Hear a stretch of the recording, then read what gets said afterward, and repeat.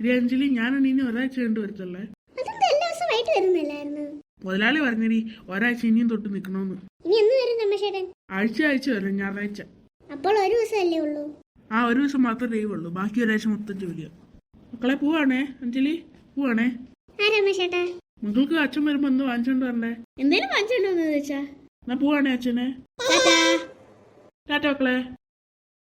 മക്കളെ നമുക്ക് കഴക്കൂട്ടം വെച്ച് പോയാലോ? ഇവിടെ തൊട്ടടുത്തില്ലേ? നമ്മുടെ ലജശേഷിയൊക്കെ വിളിച്ചോണ്ട് പോയാലോ?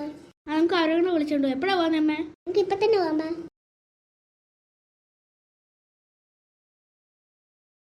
ലത ചേച്ചി, ആരെ വിളിക്കുന്നേ? കേട്ടിട്ട് അഞ്ജലിയുടെ സൗണ്ട് പോലെ ഇരിക്കുന്നല്ലോ. തുറന്നു നോക്കാം. ആഹാ, എല്ലാരും ഉണ്ടല്ലോ. രമേശ് എന്തിടി? രമേശേട്ടനാണെങ്കിലേ ജോലിക്ക് പോയി തമ്പാനൂര്. ഇനി ഒരാഴ്ച കഴിഞ്ഞിട്ട് വരത്തുള്ളൂ. അതൊന്നും എല്ലാ ദിവസവും വൈകിട്ട് വരുന്നില്ലായിരുന്നു. ഇപ്പൊ എന്തായിട്ട് ഒരാഴ്ച കൂടുമ്പോ വരുന്നത്? ഇത് മുതലാളി മാറ്റിയ. ആ, നമുക്ക് എന്നാലും ബീച്ചിൽ പോയാലോ? ബീച്ചിൽ പോയാ എപ്പോ? നിങ്ങൾ പാനായിട്ട് വന്നു, നമുക്ക് എല്ലാവർക്കും കൂടെ പോവാ. എല്ലാരും കണ്ടേ അവിടെ ഇരി. എന്താ മക്കളെ നിങ്ങൾ ഇരിക്കുന്നില്ലേ? ഇല്ലമ്മ, ഞങ്ങൾ ഇവിടെ കളിക്കുക. ആ, കളിക്കുന്നൊക്കെ കൊള്ളാം. വെള്ളത്തിൽ പോയി വീഴല്ലേ? ആ ശരി അമ്മേ. ഹായ്, തോണി എടുക്കും. നമുക്ക് എടുത്തോണ്ട് പോയാലോ തോണി? ഒന്ന് ഓടി അവിടെ നിന്ന് എടുത്തോണ്ട് വരുന്ന അവർ വഴക്ക് വരെ. നമുക്ക് ചുമ്മാ എൻ്റെ അടുത്ത് പോയി നോക്കിയിട്ട് വരാം. അമ്മ, ഞങ്ങൾ ആ തോണി എടുക്കുന്നിടത്ത് ചുമ്മാ നോക്കിയിട്ട് വട്ടെ. മക്കളെ അങ്ങോട്ട് പോയില്ലേ, അവർ വഴക്ക് പറയും. ആ ശരി അമ്മേ. മക്കളെ നമുക്ക് അപ്പുറത്ത് പോവാം, ഇവിടത്തെക്കാളും രസമുണ്ട് അവിടെ. ആ ശരി, നമുക്ക് നാളെ പോവാമേ. അമ്മ, ഞങ്ങൾ വെള്ളത്തിൽ കളിച്ചാട്ടെ? കളിച്ച മക്കളെ. അമ്മ ഞങ്ങൾ വെള്ളത്തിൽ കളിച്ചാട്ടെ? കളിച്ച മക്കളെ.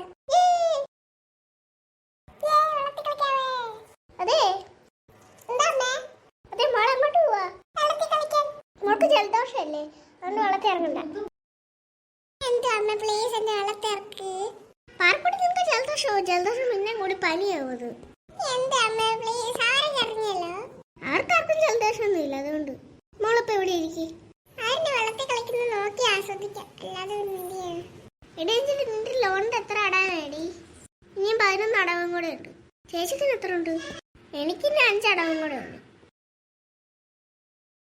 നീ പാർക്കുട്ടി ഇങ്ങോട്ട് കയറി. വെള്ളത്തിറങ്ങണ്ടെന്ന് അമ്മ പറഞ്ഞല്ലോ മോളെ. അയ്യോ, പാർക്കുട്ടി വെള്ളത്തിൽ പോയി. എടാ മണിക്കുട്ടാ, മണിക്കുട്ടാ. എന്താ അമ്മേ? പാർക്കുട്ടി വെള്ളത്തിൽ വീണു. ഏത് ഭാഗത്തായിട്ടാ? ഞങ്ങൾ ഇരിക്കുന്ന തൊട്ട് താഴെ തന്നെ, കുറച്ച് മുമ്പിലോട്ട് പോയാൽ മതി. ഞാൻ നോക്കിയിട്ട് വരട്ടെ. സൂക്ഷിച്ചോണേ. ഇത് പിന്നെ പാർക്കുട്ടിയാണെങ്കിൽ വെള്ളത്തിനടി മുങ്ങിപ്പോയി. അപ്പൊ ചേട്ടനാണെങ്കിൽ പാർക്കുട്ടി എടുക്കാൻ പോയതാ.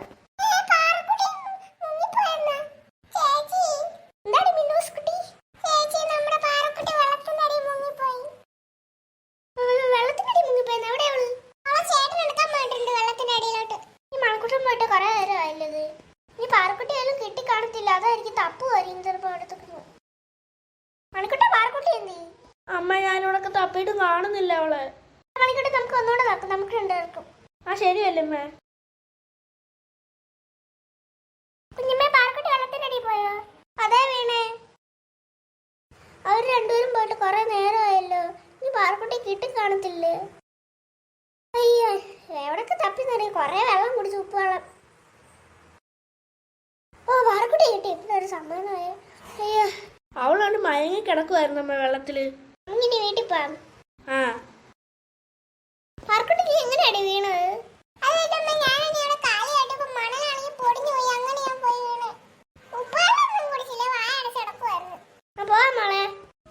നിങ്ങളുടെ വീട്ടിൽ നിൽക്കട്ടെ? ആ നിന്ന് ചേച്ചി.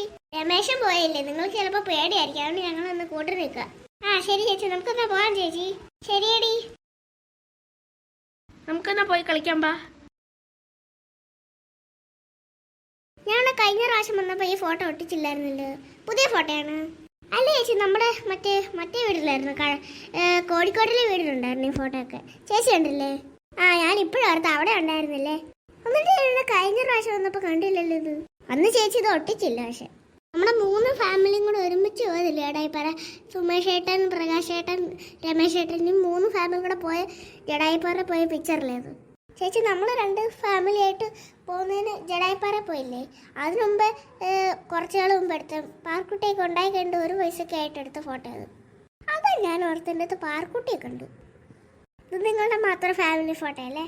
അതിൻ്റെ അകത്ത് പാർക്കുട്ടി ഇല്ലല്ലോ. അത് പാർക്കുട്ടി ഉണ്ടാകുന്നതിന് മുമ്പ് എടുത്തതാ. അല്ല, നിന്റെ രമേശന്റെ ഫോട്ടോ എവിടെ? അതൊക്കെ ഒട്ടിച്ചില്ലേ ചേച്ചി? ഒട്ടിക്കണേ ഇനി. ആഹാ, എന്തൊരു ഭംഗിയുള്ള ഫോട്ടോയാ. നമുക്ക് അടുക്കള പോലെ ജോലി ചെയ്യടി. ആ ശരി ചേച്ചി. ചേച്ചി ഫ്രിഡ്ജിൻ്റെ അകത്ത് ചിക്കൻ ഇരിപ്പുണ്ട്, നമുക്ക് മക്കൾക്ക് വറുത്ത് കൊടുത്താലോ? പിന്നെ മീൻ ഇരിപ്പുണ്ട്, നമുക്കത് ഉണ്ടാക്കാം. മീൻകറി, ചേച്ചി മീൻകറി ഉണ്ടാക്കും, ഞാൻ വറക്കാം.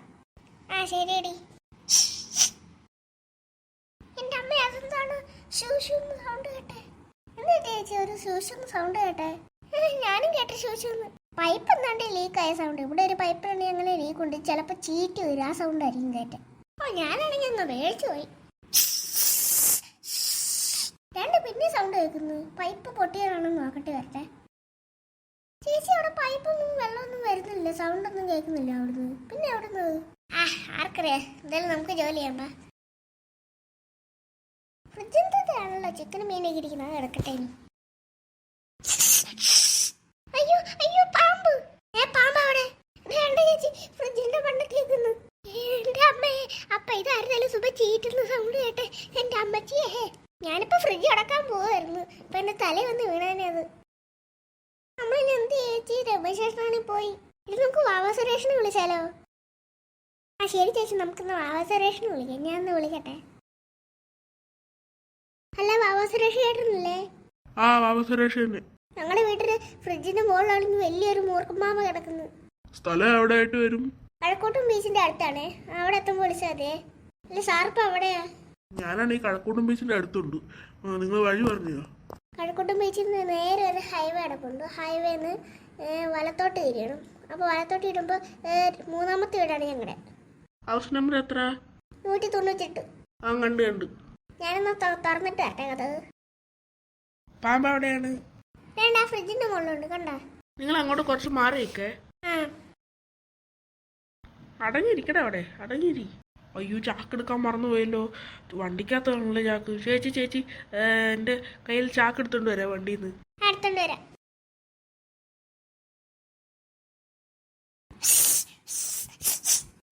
ചാക്ക് കേറടാ. പാമ്പിനൊക്കെ ചാക്ക് കേട്ടിട്ടുണ്ട്. നീ ഒരു സെൽഫി എടുത്താലോ? ആ, എടുക്കാം. മക്കളെ എല്ലാരും ഇങ്ങോട്ട് വാ.